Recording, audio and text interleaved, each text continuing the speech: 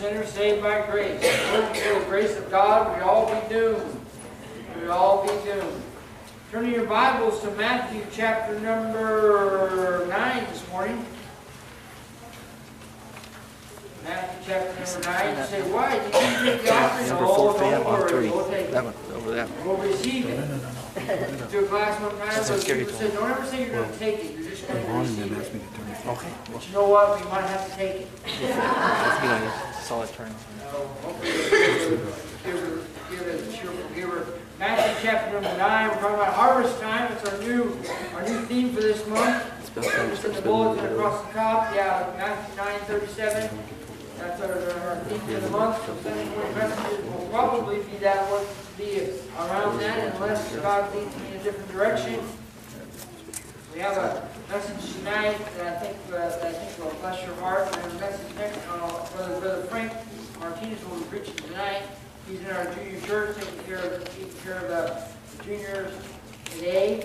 Sister Melissa and I did that for a long time, long time, and we had a good time in there. I always, I don't care where I'm at, I'm gonna have a good time. If you come over, we're gonna have a good time. That's just how it's gonna be. We're gonna have a good time. Are you there? Matthew chapter, go Genesis, Exodus, Leviticus, and Matthew. No, it's Matthew is the first. I always do that in chapel. I tell them, I always start at Genesis and maybe Revelation, but anyways. They usually keep up with me. Matthew chapter number 9, verse 35. And Jesus went about all the cities and the villages, teaching in their synagogues and preaching the gospel of the kingdom. Amen. That's what we need to do. Healing every sickness and every disease among the people. And he still does that today. We were getting a report this morning. He still does that today. But when he saw the multitude, this should be our heart. He was moved with compassion on them. Are we moved with compassion? When we see the multitude, I have some statistics today that will just blow your mind, blew my mind. Maybe you just kind of listen and just, well, that's no big deal. But I think he was moved with compassion upon them because they fainted and they were scattered abroad as sheep having no shepherd. They weren't fainting like falling out fainting. They just had no direction. No direction. They were just walking about. They didn't realize this. And then he said, verse 37, then said he unto his disciples, the harvest is truly plenteous, but the laborers are few. Pray ye therefore the Lord of the harvest, that he will send forth laborers into the harvest. God, I pray you add blessings to reading the Word today. God, I pray, Lord, you speak to us today. God, give us something, Lord, that would just instill a fire in our heart and our soul, God, to go out and have compassion and be moved with compassion on the people that we see, Lord, that don't know you. God, I pray, Lord, you just be with us, lead God, direct us through this message today, God, through the rest of the day, God. Lord, I pray, God, you'll be a blessing. And God, we know you will. God, we just send it to us, God. Give us that blessing today. We ask this in Jesus' name. Amen. When Jesus saw the masses, he was moved with compassion. He said to his disciples, the harvest is truly plentiful. In other words, he said, there's a whole lot of it, a whole lot of those folks that need to be harvested. He wasn't talking about the harvest or fruits, vegetables, or whatever wheat. He was talking about the people right there. And he said, pray the Lord of the harvest to send out laborers. And he sent them out to preach the good news of his kingdom. It is estimated that 10% of the world's population is 7.5 billion. 10% of the world are believers in Jesus Christ, and more than 25% of that 7.5 billion have never heard about Jesus. Never heard about the manger. Never heard about the Easter story.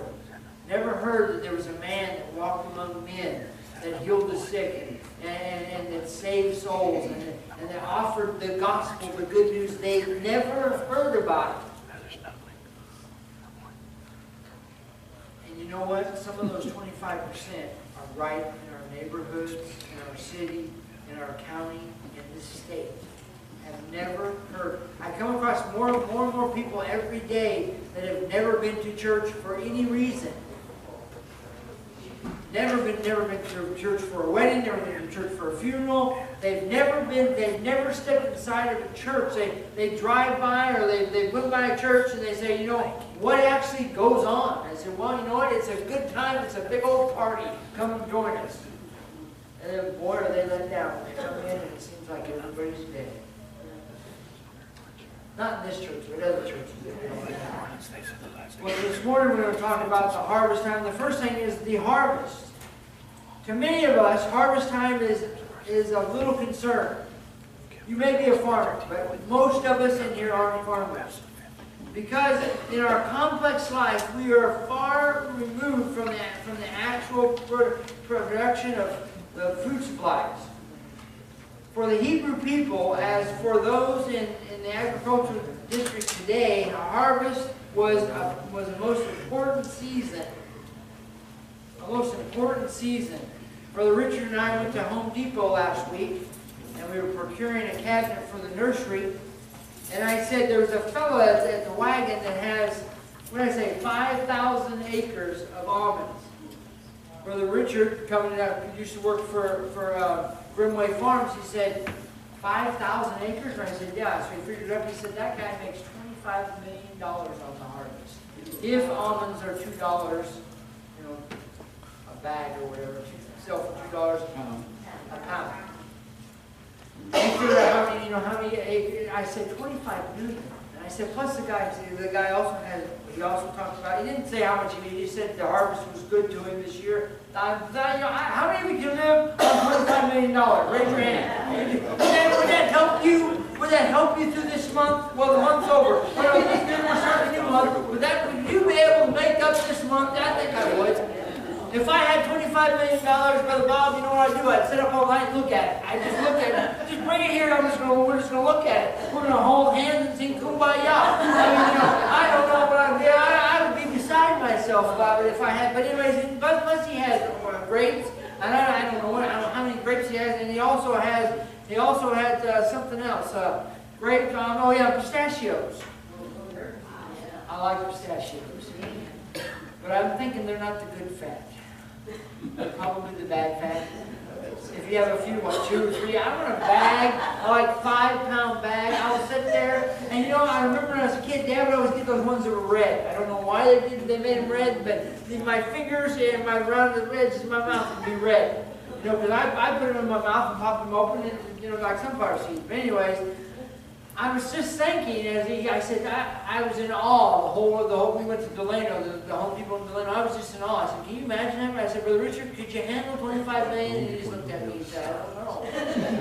I said, you know what? I imagine most of our wives could handle $25 million. I'm telling you. But anyways, the harvest is important. Something the Bible says in Genesis chapter 8, 22, while the earth remaineth, seed time and harvest, and cold and heat, and summer and winter, and day and night shall not cease. You know what? While the harvest was going on, they worked. They worked from sun up to sun down. And you know, you go by a field at night where they're harvesting something or cutting something, whatever the case is, because they have lights now, they can do that. And I'm just telling you, it's very important. Harvest was a very important time. There are 3 principal feasts of the Jews corresponding with the harvest. The first one was the Feast of the Passover in April at the time of the barley harvest. And then the second one was the Feast of the Pentecost 7 weeks later at the wheat harvest. And then the third one was the Feast of the Tabernacle at the end of the year, October, during the fruit harvest. We were out here doing what we do during the week. The fellows take care of everything that's done outside this building and inside this building that is broken, cracked, broken, not perfect. Brother Reuben and Brother Cito take care of that. I appreciate that. Neither them or I know much about electricity. But thank God for Brother John. He saved us when we got the nursery wired wrong. And these guys said, Pastor, can you know what we did? I said, not a clue. Not a clue. I said, but I know a guy that knows about it, so we'll get him to take care of it. And thank God we had the fan going, but the lights weren't working. They said, what's going on? I had no clue. No clue. Something's not wired was just praying that we weren't burning down the building as soon as we left. Anyways, Brother John saved us. But you know what? There's a time and a place for everything. And you know what? The harvest was very, very, very, very important to the Hebrew people. The harvest was very important to them now, and something that we don't think much about. We go to the store and you get what you need. I never have got to deal with thumping on the watermelons. I'm just going to go and pick one up, put it in the cart. It's going to be good. I'm going to put it in the freezer for a little bit, so when you eat it, it's cold. I'll eat it warm, whatever. It's good. I like to have the seedless ones because I don't want to swallow too many seeds. I don't want to grow some watermelons. You know, I'm not trying to do that, but I never have got that. But someone or somebody had planted it, had watered it, and had harvested fruit and vegetables that we take for granted. Yes. When we go and just pick them up. I remember when I was a kid, my aunt and uncle had a big old huge garden, and they had zucchinis like this. Now you buy them, they're like this. I asked my wife, what is that, a pickle? She said, no, it's a zucchini. I said, that can't be a zucchini. That's way too small. But you know, that's just how they do it. And then now they're adding steroids to chickens, except for that one guy. You know, all our chickens are grown naturally. Well, whatever. Anyways, the harvest was most plenteous. It's more plenteous now than it ever has been, as far as the souls are concerned. Now let me give you some statistics between world birth and world death. Out of every 1,000 in the there's 19 births per 1,000, 8,000 deaths per 1,000 population. That means there's 131.4 million births every year. 55.3 million people die each year. You can see it's kind of offset there. We are covering the earth here. There's 300. That breaks down to 360 births per day, 360,000 births per day, and 151,600 people die each day. That breaks down to 15,000 births each hour. 6,316 people die each hour. We're having twice as many as we're losing. I told you last Wednesday night, one guy said, is the earth going to get too heavy with all these people? Now, a friend of mine who's been in prison for 27 years, we went and visited him last Monday in San Diego. And I said, what's the biggest thing you notice? He said, there's way too many cars. And if you've ever been down to San Diego, it's full of people. And it wasn't even a holiday, it was just a Monday. He said, there's way too many cars and people going too fast. I said, amen, brother, but it's that way everywhere. Everywhere. How many of those people that will die today, 6,316 people, that will die during this hour that we're in church, how many of those people were lost without Christ? How many of those never heard of Jesus and His love? Remember what I've told you. Before you go and talk to your neighbor, talk to God about your neighbor. Then talk to your neighbor about God. I was telling Marcus while Oliver was saying that, I said, can you imagine if my neighbor showed up? I got some rascals for neighbors. If they showed up, well, a lot of you would know them. They've been here forever. And right now, while I'm in church, they're guarding my house, and I'm glad of that. But how many of us know somebody that is lost and undone? I know people. You know people. Well, number two, the harvesters, the ones that do the harvest. Verse 37, the harvest is truly plenteous, but the laborers are few. If we didn't have people doing the harvesting, we wouldn't have all the luxuries of fruit and vegetables that we have today. You say, well, the machines do most of it. I don't care. There's going to be a guy that drives the machine, takes care of the machine, fuels the machine, makes sure the machine's going on. If we didn't have those people, we would be lacking some fruits and vegetables and some nuts. Now, fruits and nuts, which California's full of. But we'd be losing them. There is not enough people out harvesting souls and bringing them to Jesus. How many of you know that? You understand that? There's not enough people doing that. Jesus will lead them in the right way if we get them where they need to go. There are many people today that are trying to tell, they're trying to tell us that that there's no God. And then there's others that are saying, well, there's only, there's several many ways to God. My Bible tells me that there's only one way to God, and that's Jesus Christ. He is the high priest. He is our high priest. People have been held hostage by the devil long enough.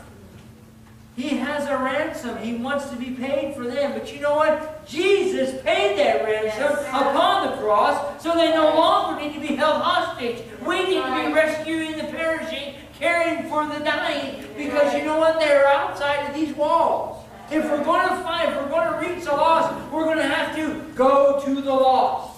If we're going to reach those that need Jesus, we're going to have to find those that need Jesus. I think deep down most people want to do what's right, want to know the truth, but you know what? There are so few laborers going out telling them the truth. We can pay, we can give money to missionaries to do it for us, but we need to be doing it for Him. We need to be doing it for God, because He's asked us, He's called us, He wants us to rescue the perishing.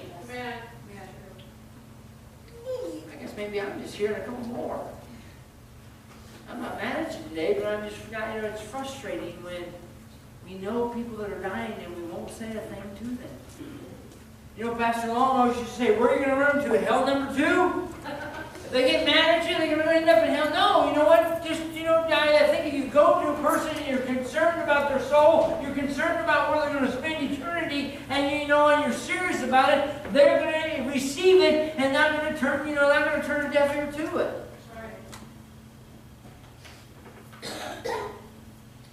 We need to offer them hope of something better.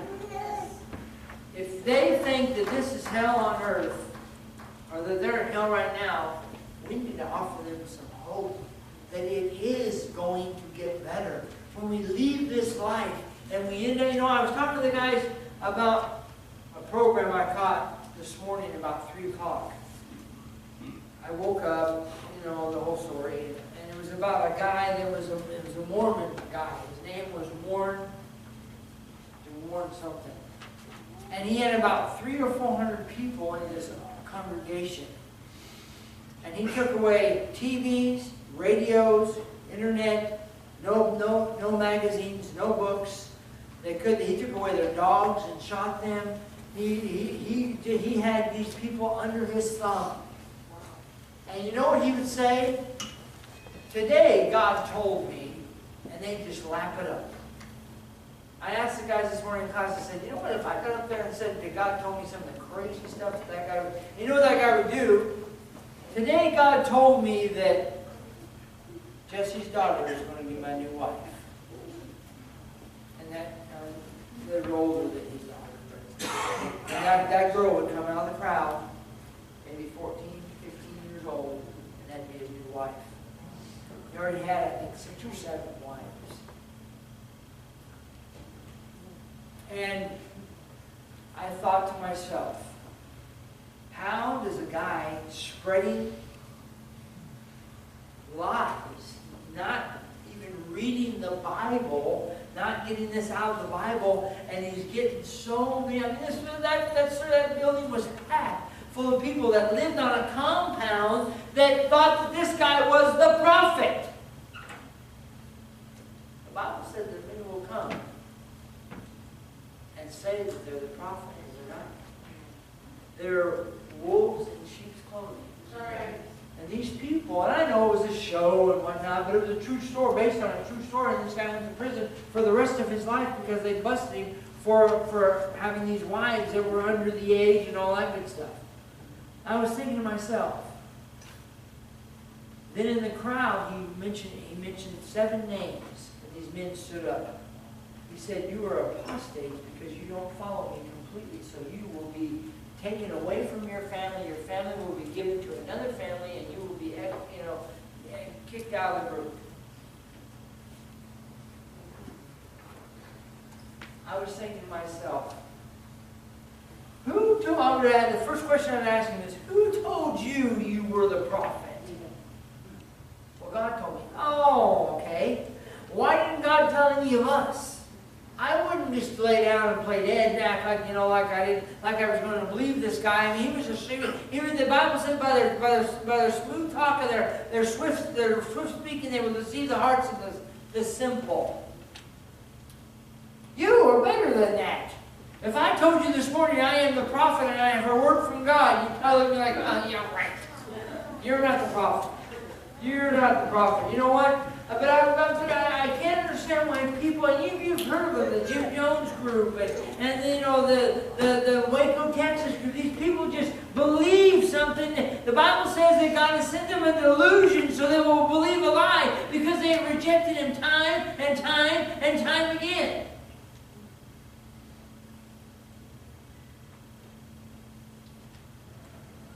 You can't live 2 seconds without hope of a better day. One main reason that people take their own lives is because they have no hope. I got a few more statistics for you. An American dies by suicide every 12.3 minutes of a day. For every woman who dies by suicide, 4 men die by suicide. But women are 3 times more likely to attempt suicide. Nearly 43,000 Americans die by suicide every year. Suicide is the 10th leading cause of death in the United States. Second leading cause of death for ages 44 and under. 5th leading cause of death for ages 45 to 54. The suicide rate among adolescents and young adults ages 15 to 24 is 1.5 times the national average. You know why? They have no hope. They haven't heard the gospel. Or they've not listened to the gospel. So you can be hearing me this morning, but you might not be listening. You may have no concern about what's going on outside these 4 walls, but we need to because the harvest is truly plenteous and the laborers are few. Number 3, the heart of our nation.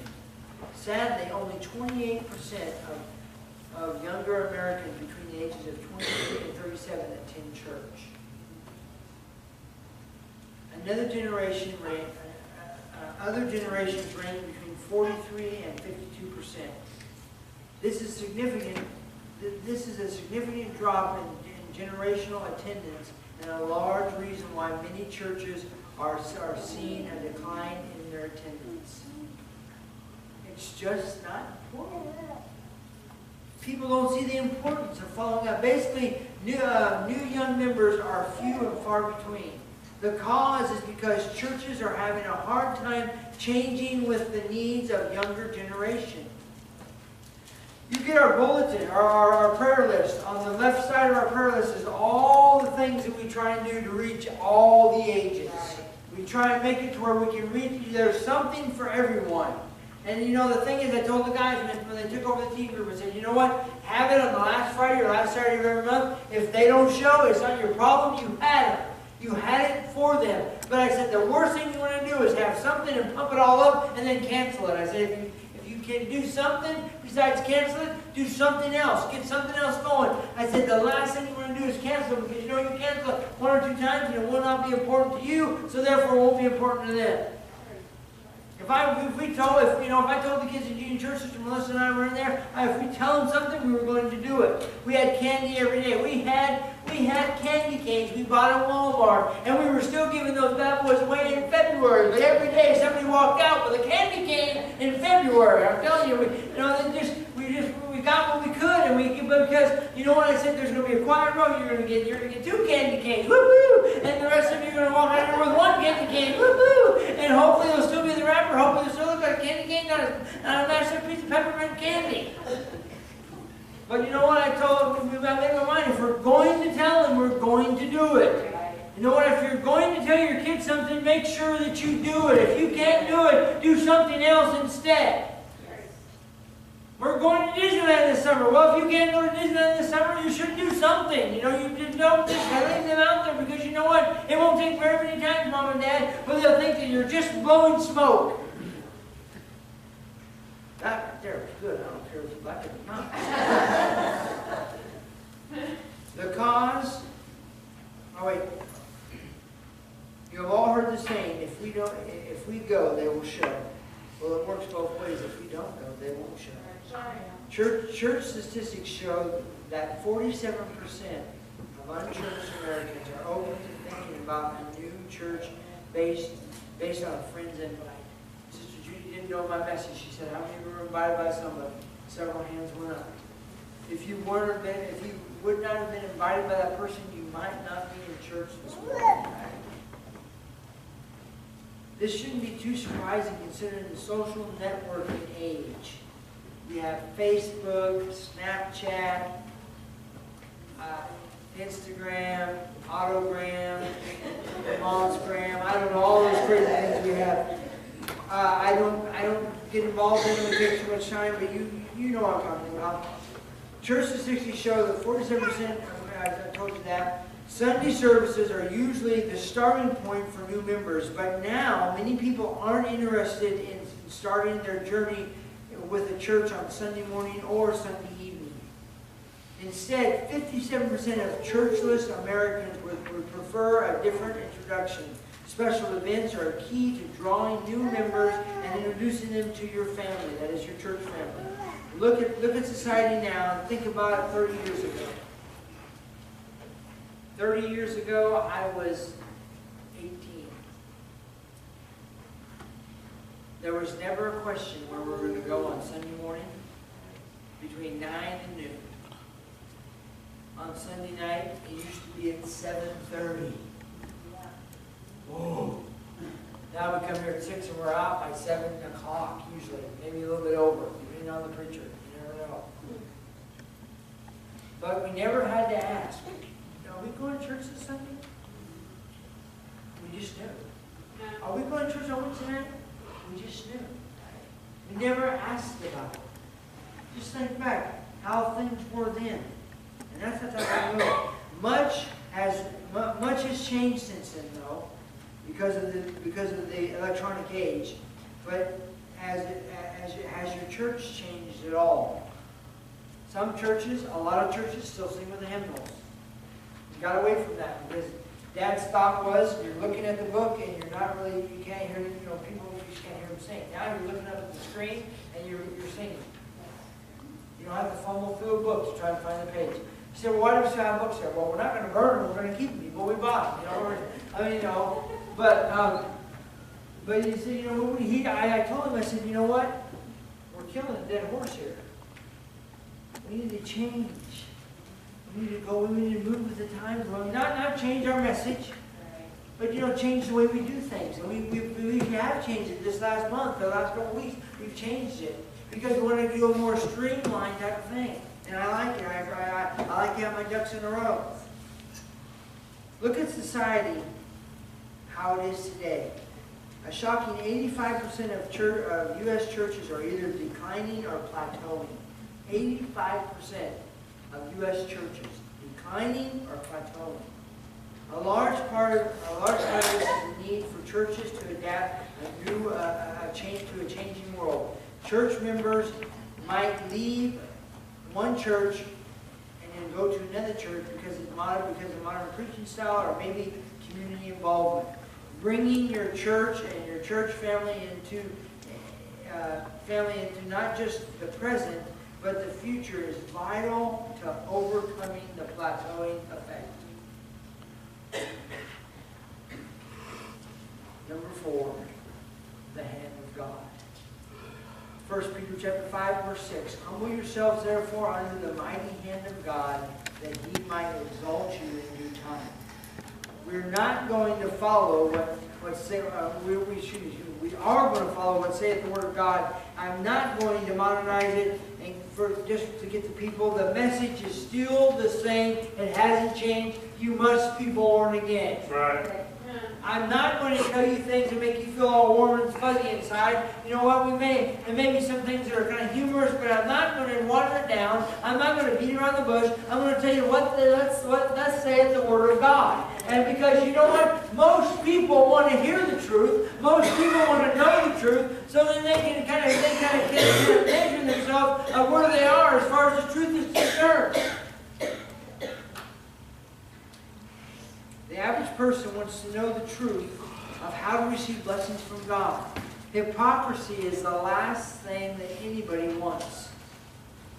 You want me to be a hypocrite about it? No. Nobody will respect me, and no one will respect you. We need to be 100% of a Christian all the time, not just when we're around other Christians or at church. When the Apostle Paul said in 1 Corinthians chapter 9, verses 19 to 23, For though I be free from all men, yet I have made myself unto all men, that I might gain the more. And unto the Jews I became as the Jew, that I might gain the Jew, and them that are under the law, as under the law, that I might gain them that are under the law. To them without the law, to them that are without the law, as without the law, being without the law to God, but under the law of Christ. Under the law to Christ, that I might gain them that are without the law. In other words, Paul was saying here, I want to be all things to all men so that I might gain some. I'm not going to lay down my Christianity and go and try and reach them in the bar. You know what? They'll probably agree to anything you want. If you went to the guy the worst guy that was sitting at the bar, you say, you know what? If you died right now, would you like to go to heaven or would you like to go to hell? What's he going to tell you? I'd like to go to heaven, but I probably deserve hell. You're not going to, you have to kind of figure out where you're going to go to reach the lost. There are some limits. Because you know what? There's a whole lot more people sitting at home this morning than are in churches across the nation. There's a whole lot more people doing nothing this morning. Maybe watching football. Which is, how is that going to help them? Well, it may help them. It may pad their pockets if they've been on the right team. Well, it might. But it may not. You never can tell. And I don't bet on teams. Paul didn't mean that what we do needs to we need to lay down our Christianity. We need to reach them with the Word of God. If you're going to reach the lost, we need to go to where the lost are and with our reputation intact. The harvest is out there, and we need to be the harvester and reaper of the harvest. What are you going to do with this? I've given it to you. If there's ever a day that you have nothing to do, call me. We can knock 100 doors in about 3 hours. It's cooling down. I'll still wear a hat because the sun is not my friend. But let's go. They're out there. We need to reach them. I bet you if we all came to the event, we're not going to do it. We all came and filled the front row, this row, this row, this row, this row, this row. I bet you from here back would probably be empty. And you can set approximately 13 people on a row. It'd be tight. But your average person. 1, 2, 3, 4. 4 times 13 is what? 52? What is that? 52. Just like that. So that'd be 52 people here, 52 people here. That's 104 people you can fit back in this church. Comfortably. What are we doing? You've heard the old saying, if everybody brought one, we'd double in a week. Oh, that's obvious. But you know there's going to be some of us that will sit on the stool of do nothing, singing, I shall not be moved. Are we helping the cause? Let me ask you that one time. Are we helping the cause? No. Some of us will be standing on the premises instead of standing on the promises. Some of us say, well, I can't. Sister Long, you're not going to be my door knocking partner this week. It's just not going to happen. You will hold me back. I will walk a little bit faster. But you can pray. Amen. You can pray. You can pray for those that will go. You can pray for those that have the ability to go. What did Brother Oliver say? You know what? Don't give God your spare time just to the time you have left over, give God, make God a priority in your life. Or you know what? If there's people out there dying and going to hell, and you know what? Then you may be the person that could reach them, that could give them the gospel, that they would listen to, because they don't know me. How can they even listen to me? Somebody they don't know. Because I'm going to tell them about somebody that they're never going to see until they leave this world, that they're never going to know about, really, how never speak to until they get step off into heaven if they accept Him. So how am I going to convince them if they don't even know me? Some of you have friends that will believe anything you told them. Huh?